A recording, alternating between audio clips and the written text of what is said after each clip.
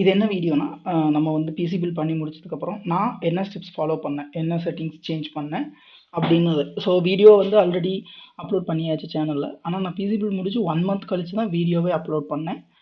அதனால வந்து இப்போ அந்த 1 மந்த்துக்குள்ளே நான் வந்து ஒரு ஹார்ட் டிஸ்க் ஒன்று ஆட் பண்ணேன். அது எப்படி ஆட் பண்ணேன் அண்ட் தென் என்னோட ஃபர்ஸ்ட் ஸ்விட்ச் ஆன் பண்ணும்போது என்ன செட்டிங்ஸ் வந்து நான் சேஞ்ச் பண்ணேன் அப்படிங்கிற மாதிரியான வீடியோ இது.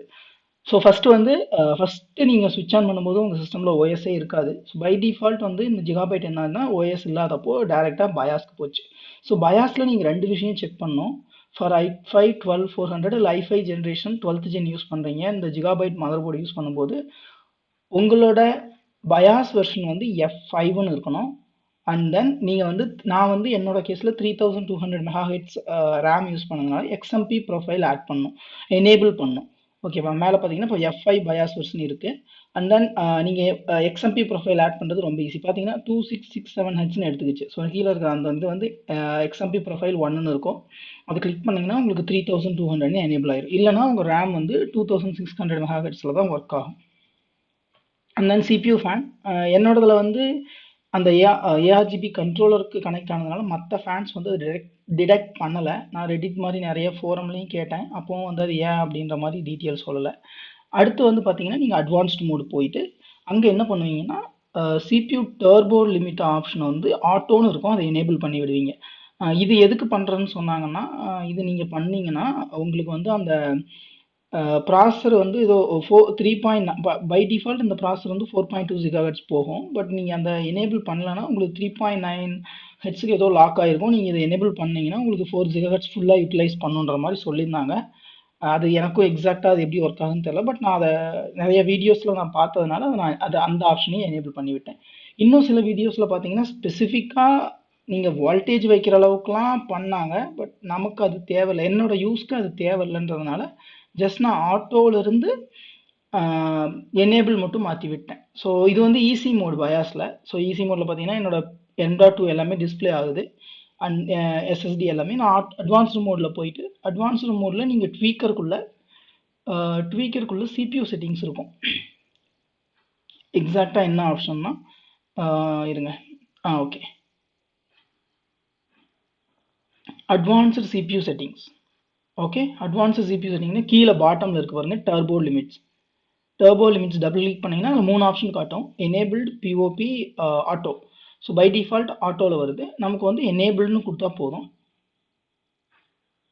ஓகே, எனேபிள்னு கொடுத்துட்டிங்கன்னா எனேபிள் கொடுத்துட்டு நீங்கள் வந்து பயாஸை வந்து சேவ் பண்ணிடுங்க. சேவ் பண்ணிட்டு ரீஸ்டார்ட் பண்ணி OS போட்டுடலாம். ஸோ OS இதுக்கு அடுத்த ஸ்டெப் வந்து OS போடுறது. ஸோ OS போடுறதுக்கு நீங்கள் என்னென்னா நீங்கள் வந்து OS போடுறதுக்கு உங்கள் OS ISO ஃபைலை பென்ட்ரைவில் நீங்கள் வந்து இப்போ வந்து சேவ் பண்ணிட்டு அந்த 2 செட்டிங்ஸ் வந்து சேவ் ஆகிடும். ஓகே, அடுத்து OS போடுறதுக்கு என்னென்னா நீங்கள் ரூஃபஸ் அப்படின்னு ஒரு சாஃப்ட்வேர் இருக்குது. இல்லைனா டேரெக்டாக இப்போ வந்து create media ISO ஃபைல்னு Windows 10 provide பண்ணுறாங்க. நீங்கள் அதிலிருந்து உங்கள் பென்ட்ரைவை பூட்டபிள் பென்ட்ரைவாக மாற்றிட்டு உங்கள் USB போர்ட்டில் போட்டு ப்ளக் பண்ணி பவர் ஆன் பண்ணிங்கன்னா பவர் ஆன் பண்ணும்போது ஆட்டோமேட்டிக்காக அது வந்து டிடெக்ட் ஆகி, ஏன்னா பூட்டபிள் பென்ட்ரைவாக தான் நம்ம மாற்றிருப்போம். இதுக்கு நிறையா நீங்கள் சும்மாவே நெட்லேயே பார்த்துக்கலாம் எப்படி அதை மாற்றுறதுன்னு. நான் வந்து Windows 11 போடுறேன். ஸோ நான் Windows 11 போட்டு இது வந்து பூட்டபிளாக. ஸோ ஃபஸ்ட்டு செட்டப் இது வந்து எல்லாம் தெரிஞ்சதான், என்ன லாங்குவேஜ் இதெல்லாம் சேர்த்தோம். நான் வந்து லாங்குவேஜ் டிஃபால்ட்டாக விட்டு ரீஜியன் கரன்சி ஃபார்மெட் வந்து இந்தியா வைக்கிறேன். இங்கிலீஷ் இந்தியான்னு செலக்ட் பண்ணிக்குவோம். இங்கிலீஷ் இந்தியா செலக்ட் பண்ணிட்டு அதுக்கு அடுத்து வந்து நெக்ஸ்ட் கொடுத்தீங்கன்னா இன்ஸ்டால் நவுன்னு கேட்கும். இன்ஸ்டால் நவ் கொடுத்துட்டு இது என்னென்னா இப்போ தான் வந்து ஃப்ரெஷ் இன்ஸ்டால். ஸோ ஃபஸ்ட் எல்லா விண்டோஸும் போடும்போது செக்யூரிட்டி ப்ராடக்ட் கீ கேட்கும். நான் ப்ராடக்ட் கீ கொடுக்கல, ஏன்னா எனக்கு வந்து டிஜிட்டலி லிங்க்டுங்கிறதுனால நான் கொடுக்கல. And then Windows 11 bro version நான் இன்ஸ்டால் பண்ணுறேன். எனக்கு வந்து அது கீ இருக்குது, அதனால பிரச்சனை இல்லை. லைசன்ஸ் அக்ரிமெண்ட் பண்ணுறோம். So custom. ஸோ இது வந்து கஸ்டம் இன்ஸ்டால். நான் வந்து 512 GB வந்து ஃபுல்லாக OSக்கே கொடுத்துட்றது. நான் பார்ட்டிஷனிங் பண்ணல, நான் செப்பரேட்டாக ஹார்ட் டிஸ்க் வாங்குறதுனால நான் பார்ட்டிஷனிங் பண்ணல. ஸோ அதனால் ஃபுல் 512 வந்து நான் OSக்கே கொடுத்துட்டேன். நார்மலாக வந்து பார்த்தீங்கன்னா இது ஹார்ட் டிஸ்கில் நீங்கள் இந்த OS இன்ஸ்டால் பண்ணிங்கன்னா ஒரு 20 to 30 மினிட்ஸ் ஆகும் இந்த காப்பிங் ஃபைல்ஸ் இதெல்லாம் முடியறதுக்கு. ஆனால் இப்போது SSDலாம் வந்ததுக்கப்புறம் மொத்த OS இன்ஸ்டாலேஷனே நீங்கள் வந்து 10 to 15 மினிட்ஸில் முடிச்சிட முடியுது. ஸோ இதுவே பார்த்தீங்கன்னா இப்போ 5 to 10 மினிட்ஸில் எனக்கு எல்லாமே காப்பி ஆகி ஓஎஸ்குள்ளேயே பூட் ஆகிடும். அந்த அளவுக்கு இது இப்போ வந்து ஃபைல் ட்ரான்ஸ்ஃபர் வந்து அட்வான்ஸ்ட் ஆனதுனால நமக்கு வந்து ரொம்ப ஃபாஸ்ட்டாக இருக்குது. இப்போ வந்து இது ஃபுல்லாக காப்பி ஆயிடுச்சு. இது ஃபுல்லாக காப்பி ஆனதுக்கப்புறம் சிஸ்டம் ஒரு தடவை ரீஸ்டார்ட் ஆகி அதுக்கப்புறம் வந்து ரீஸ்டார்ட் ஆகிட்டு உங்ககிட்ட அந்த யூசர் நேம் பாஸ்வேர்டு என்ன வைக்கிறீங்க அதெல்லாம் கேட்கும். அதை கேட்டதுக்கு அடுத்து நீங்கள் அதை கொடுத்த உடனே சிஸ்டம்குள்ளே உங்களோட டெஸ்க்டாப் போயிடும்.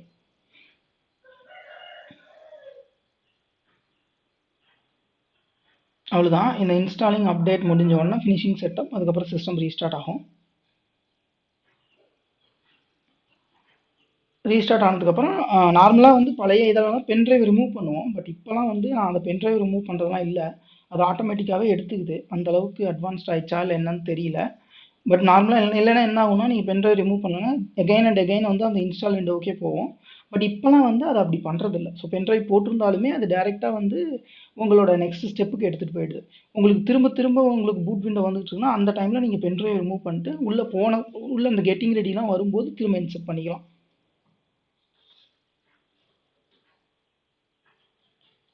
இப்போ கெட்டிங் ரெடி முடிச்ச உடனே ஒரு தடவை ரீஸ்டார்ட் ஆகும். அந்த கெட்டிங் ரெடி முடிச்சு ரீஸ்டார்ட் ஆனதுக்கப்புறம் திரும்ப உங்ககிட்ட யூசர் நேம் பாஸ்வேர்டு எல்லாமே கேட்கும். கேட்டதுக்கப்புறம் நீங்கள் உள்ளே வந்து டெஸ்க்டாப்புக்கு போயிடலாம்.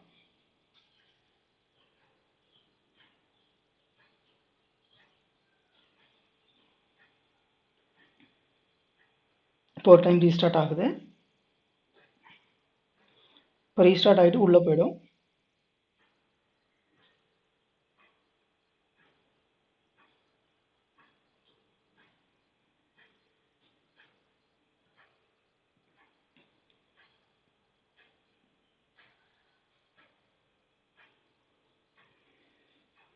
உங்களோட இன்ஸ்டாலேஷன் இனிஷியல் செட்டப் போயிடுச்சு. ஸோ இதில் லாங்குவேஜ் நீங்கள் செலக்ட் பண்ணி உங்களுக்கு பிடிச்ச லாங்குவேஜை செலக்ட் பண்ணிட்டு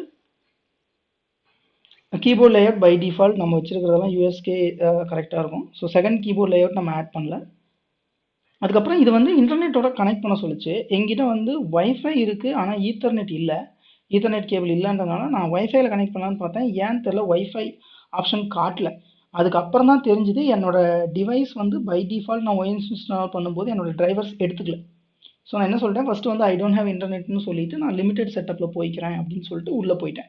ஸோ லிமிடெட் செட்டப்பில் என்ன ஆகும்னா உங்களுக்கு வந்து நார்மலாக சிஸ்டம் ஒர்க் ஆகும், பட் உங்களுக்கு அந்த உங்களோட விண்டோஸ் அக்கௌண்ட்டோட சிங்க் ஆகாது.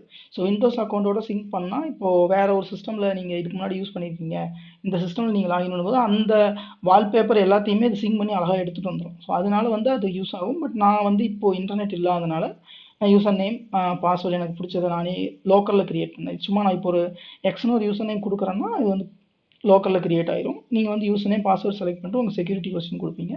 அதுக்கடுத்து இந்த ப்ரைவசி செட்டிங் எல்லாமே நீங்கள் டிசேபிள் பண்ணிடுங்க, நமக்கு எதுவுமே தேவையில்லை. ஸோ இப்போ வந்து உங்களுக்கு ஹோம் பேஜ் வந்துடும். ஹோம் பேஜ் டெஸ்க்டாப் வந்துடும். டெஸ்க்டாப் வந்தோடனே இப்போ நான் என்ன ப்ராப்ளம் ஃபேஸ் பண்ணேன்னா, எனக்கு உள்ள டெஸ்க்டாப்புக்குள்ளே போன உடனேயே எனக்கு வந்து என்னோட வைஃபை வந்து டிடெக்ட் ஆகலை. ஸோ வைஃபை வந்து எனக்கு இன்பில்ட்டாகவே என் சிபியூ போர்டோட வந்துருச்சு, மதர் போர்டோட வந்துடுச்சு. ஆனாலுமே அது டிடெக்ட் ஆகலை. ஸோ அது ஏன்னு கேட்டிங்கன்னா அது டிரைவர்ஸ் வந்து ஒழுங்காக இல்லை. ஸோ அதனால நான் என்ன பண்ணேன் அப்படின்னா, நான் சொல்கிறேன் என்ன பண்ணுன்னு. இப்போ இந்த ஆப் சென்டருங்கிறது ஜிகாபைட் போர்டோட பை டிஃபால்ட்டாக இன்ஸ்டால் ஆகும் சொல்லி கேட்கும். இதுக்கு நெட் வேணும். நீங்கள் வந்து பை டிஃபால்ட் வந்து அது இன்ஸ்டால் ஆக வேணாம் அப்படின்னா நீங்கள் பயாஸில் வந்து டிசேபிள் பண்ணிக்கலாம். இது இந்த ஆப் சென்டர் வந்து ஒன்றும் பெருசாக ரிசோர்ஸஸ் எடுத்துக்கலாம். இதில் வந்து என்ன இருக்குன்னா, அந்த சிஸ்டம்க்கு தேவையான இம்பார்ட்டன்ட் டியூனிங் சாஃப்ட்வேர் அது சம்மந்தமாக இருக்குது. நீங்கள் இது இன்ஸ்டால் ஆனதுக்கு அப்புறம் உள்ளே ஓப்பன் பண்ணி தேவையானதை மட்டும் இன்ஸ்டால் பண்ணிங்க, எல்லாத்தையும் இன்ஸ்டால் பண்ணாதீங்க. இப்போ எனக்கு பார்த்தீங்கன்னா இன்டர்நெட் வந்து அது டிடெக்ட் ஆகலை. என்னோட வைஃபையோட டிரைவர்ஸ் வந்து இது ஒழுங்காக எடுத்துக்க முடியல. நான் என்ன பண்ணேன்னா மொபைலில் ஹாட்ஸ்பாட் போட்டு அந்த மொபைல் ஹாட்ஸ்பாட்டில் தேவையான டிரைவர் இன்டலோட தேவையான டிரைவர் இன்ஸ்டால் பண்ணிவிட்டு அதுக்கு அடுத்து வந்து நான் சிஸ்டம் வந்து பூட் பண்ணிட்டேன். சிஸ்டமுக்கு தேவையான சாஃப்ட்வேர்லாம் இன்ஸ்டால் பண்ணிட்டு வைஃபைல கனெக்ட் பண்ணிக்கிட்டு மற்ற எல்லா ப்ராசஸும் பண்ணிக்கிட்டேன். இதோட அந்த இன்ஸ்டாலேஷன் முடிஞ்சிச்சு. அடுத்து என்னோட தேவைக்காக நான் ஒரு 1 TB ஹார்ட் டிஸ்க் இன்ஸ்டால் பண்ணேன். என்னோட ஓஎஸ் வந்து M.2 SSDயில் இருக்கும். என்னோட மற்ற ஃபைல் ரெக்கார்ட் டீட்டெயில்ஸ் எல்லாமே ஹார்ட் டிஸ்கில் இருக்கும். ஹார்ட் டிஸ்க் வந்து நான் முதல்ல சிஸ்டம் பில்ட் பண்ணும்போது ஆட் பண்ணல. அதுக்கு அடுத்து நான் ஒரு 1 மந்த் கழிச்சு கையில் காசு வந்ததுக்கப்புறம் வாங்கி அதுக்கப்புறம் ஆட் பண்ணேன். இந்த இது வந்து நான் பிக் பில்லியன் அந்த சேலில் வாங்கினது, அமேசான் கிரேட் இண்டியன் சேலில் வாங்கினது. அது வந்து 3000 ருபீஸ் வந்துச்சு. சீகேட் பேரிகுடா 7200 ஆர்பிஎம் இருக்கிற ஹார்ட் டிஸ்க்கு. நீங்களுமே எக்ஸ்டர்னல் ஹார்ட் டிஸ்க் ஒன்று ஆட் பண்ணுறீங்க எக்ஸ்ட்ரா அப்படின்னா முடிஞ்ச வரைக்கும் 7200 ஆர்பிஎம் இருக்கிறது வாங்க, இல்லைனா 5000 இருக்கிற அந்த ஆர்பிஎம் இருக்கிற ஹார்ட் டிஸ்க் வாங்கிக்கலாம். ஸோ நம்ம வந்து கேபினெட் கழட்டிட்டோம். ஸோ இப்போ நம்ம வந்து இன்ஸ்டால் பண்ணுறதுக்கு ஃபஸ்ட்டு என்னோட கேபினெட் ரிமூவ் பண்ணிட்டு என்னோட சிஸ்டமில் வந்து ஹார்ட் டிஸ்க் வந்து பாட்டமில் ஆட் பண்ணுற மாதிரி இருக்கும். ஸோ அந்த இடத்துல ஒரு கேடி கொடுத்துருந்தாங்க. ஸோ அந்த கேடியை ரிமூவ் பண்ணி அந்த கேடியில் வந்து ஹார்ட் டிஸ்க் வந்து நம்ம அட்டாச் பண்ணிவிட்டு திரும்ப அந்த கேடியை வந்து கேஸ் கூடயே மவுண்ட் பண்ணிவிட்டு அதுக்கு அடுத்து அதில் வந்து சாட்டா கேபிளும் சாட்டா பவர் கேபிளும், so SATA data cable, SATA power cable இதை கொடுத்துருவோம். ஸோ நான் வந்து சாட்டா பவர் கேபிள் என்னோட ஏஆர்ஜிபி கண்ட்ரோலர் இருந்து ஒரு எக்ஸ்டென்ஷன் மாதிரி இருந்துச்சு, அதை யூஸ் பண்ணிட்டோம். இப்போ வந்து ஹார்ட் டிஸ்க்கை நம்ம மவுண்ட் பண்ணியாச்சு. மவுண்ட் பண்ணதுக்கு அடுத்து நீங்கள் அந்த கேடி இந்த ஃபுல் செட்டப் வந்து நான் சைடில் ஒரு 4 ஸ்க்ரூ போட்டு டைட் பண்ணிட்டேன். இப்போ நீங்கள் என்ன பண்ணலான்னா இதை வந்து கீழே வச்சு கீழே நீங்கள் வந்து இதில் கரெக்டாக மவுண்ட் பண்ணிவிட்டு பாட்டமில் இருக்க என்னோட செட்டப்பு. ஸோ பாட்டமில் வந்து மவுண்ட் பண்ணிவிட்டு கேபிள்ஸ் வந்து இதில் கொஞ்சம் மடங்குற மாதிரி இருந்துச்சு அந்த இடத்துல இருந்து அட்டாச் பண்ணுறதுக்கு. ஸோ அது பரவாயில்ல, கொஞ்சம் அட்ஜஸ்ட் பண்ணி நீங்கள் அதை மடக்கி இன்சர்ட் கேபிளை வந்து ப்ராப்பராக இன்சர்ட் பண்ணிவிட்டு நீங்கள் இந்த ஃபஸ்ட்டு இந்த ஸ்க்ரூலாம் போட்டுடலாம். கேடிக்கு வந்து ஸ்க்ரூ போடலாம். கீழே பாட்டம்லேருந்து எனக்கு டைட் பண்ணுற மாதிரி இருக்கும். 2 ஸ்க்ரூ தான் இந்த மாதிரி பாட்டம்லேருந்து 2 ஸ்க்ரூ வந்து கேடி கூட டைட் ஆகி கேடியை ஹோல்ட் பண்ணிக்கும். அதுக்கு அடுத்து இதில் வந்து நம்ம பவர் கேபிளையும் சாட்டா கேபிளையும் நம்ம இன்சர்ட் பண்ணிடலாம். அது இன்சர்ட் பண்ணுறது ஈஸியாக உங்களுக்கு பார்த்தாவே அது தெரியும். அதுக்கப்புறம் இங்கே வந்து இந்த 24 பின் அந்த சென்டரில் வந்து நம்ம 24 பின்னுக்கும் அந்த யூஎஸ்பி பின்னுக்கும் சென்டரில் வந்து பார்த்தீங்கன்னா நம்ம சாட்டா கேபிள் இன்சர்ட் பண்ணுறோம். அது போட்டதுக்கப்புறம் அது நீங்கள் இன்ஸ்டால் பண்ணிவிட்டு அதுக்கடுத்து நீங்கள் சிஸ்டமில் டிஸ்க் மேனேஜ்மெண்ட் ஓப்பன் பண்ணுவீங்க. சிஸ்டமில் டிஸ்க் மேனேஜ்மெண்ட் ஓப்பன் பண்ணி first time hard disk install பண்ணும்போது நீங்கள் வந்து அதை நீங்கள் என்ன பண்ணணும் அப்படின்னா அதை வந்து ஃபார்மேட் பண்ணணும். அப்போ தான் சிஸ்டம்க்கு விண்டோஸ்க்கு ஏற்ற மாதிரி அதை ஃபார்மேட் பண்ணிக்கணும். அதுக்கு வந்து நான் வந்து நார்மலாக 2 டைப் ஆஃப் ஃபார்மேட்டிங் அது கேட்கும். ஒன்று வந்து மாஸ்டர் பூட் ரெக்கார்ட் MBR, இன்னொன்று வந்து GPT. ஸோ ஜிபிடிங்கிறது தான் இப்போ லேட்டஸ்ட்டாக வந்தது. ஓகே, எம்பிஆருங்கிறது பழைய லெகசி சிஸ்டம். ஸோ என்னோட ஓஎஸ் வந்து இப்போ வந்து ஜிபிடியில் இருக்குது. அது எனக்கு தெரியும். ஒருவேளை நம்ம புதுசாக பண்ணுறவங்களுக்கு அது என்ன பண்ணுறதுன்னு தெரிலனா நீங்கள் டிஸ்க் மேனேஜ்மெண்ட்டில் போயிட்டு டிஸ்க் மேனேஜ்மெண்ட்டில் எக்ஸிஸ்டிங் பார்ட்டிஷன் டைப் ஜிபிடி அந்த மாதிரி பார்த்துக்கலாம். ஸோ டிஸ்க் மேனேஜ்மெண்ட் போகிறது ஈஸி. உங்கள் இதில் உங்களோட ஸ்டார்ட் மெனு வந்து டிஸ்க் மேனேஜ்மெண்ட் அடிச்சிங்கன்னா வந்துடும். இப்போ பார்த்தீங்கன்னா நான் விண்டோவில் உங்களுக்கு காட்டி இந்த இமேஜ்லேயே உங்களுக்கு காட்டியிருப்பேன் ஜிபிடியா இதுவா எம்பிஆரா அப்படின்னு. நம்ம வந்து இந்த எக்ஸிஸ்டிங் எஸ்எஸ்டியை பார்ட்டிஷனிங் எடுத்துட்டு அது நம்ம ஜிபிடியா இல்லையா அப்படின்னு டிசைட் பண்ணிவிட்டு அதுக்கு தகுந்த மாதிரி போய்க்கலாம். ஸோ நாம் வந்து ஜிபிடி தான் எக்ஸிஸ்டிங் சிஸ்டம்னா புதுசுமே ஜிபிடி போயிடுங்க. எக்ஸிஸ்டிங் சிஸ்டம் எம்பிஆரில் இருக்குன்னா புதுசுக்கு போகிறது எம்பிஆர் போயிடுங்க. ஓகே, இப்போ வந்து நம்மளுது ஜிபிடி. ஸோ நம்ம இப்போ என்ன பண்ணணும்னா இதில் வந்து புது ஹார்ட் டிஸ்க் நீங்கள் வந்து டிஸ்க் மேனேஜ்மெண்ட்டில் போனீங்கன்னா புது ஹார்ட் டிஸ்க் காட்டும். நான் வந்து 1 TB வச்சுருக்கேன். 1 TB நிறைய பார்ட்டிஷன் போடாமல் 2 500 ஜிபியாக பிரிச்சுக்கிறேன்.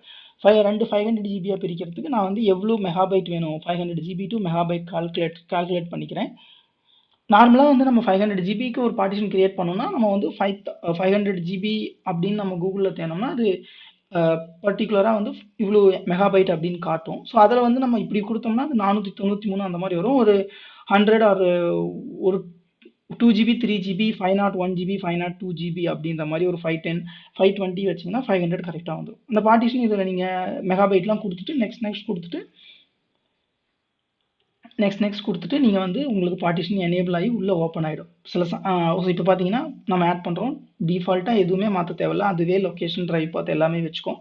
அதை கொடுத்துட்டு நீங்கள் வந்து நெக்ஸ்ட் கொடுத்தீங்கன்னா அது ஆட்டோமேட்டிக்காக கிரியேட் ஆகிடும். உங்களுக்கு வந்து பார்த்தீங்கன்னா இப்போ 2 பார்ட்டிஷன் ஆட் ஆயிடுச்சு. ஸோ அந்த 2 புது பார்ட்டிஷன் வந்து டிஸ்க் 1ல் இருக்கும். நம்மளோட எக்ஸிஸ்டிங் சிஸ்டம் வந்து டிஸ்க் 0ல் இருக்கும். தேங்க்ஸ் ஃபார் வாட்சிங்.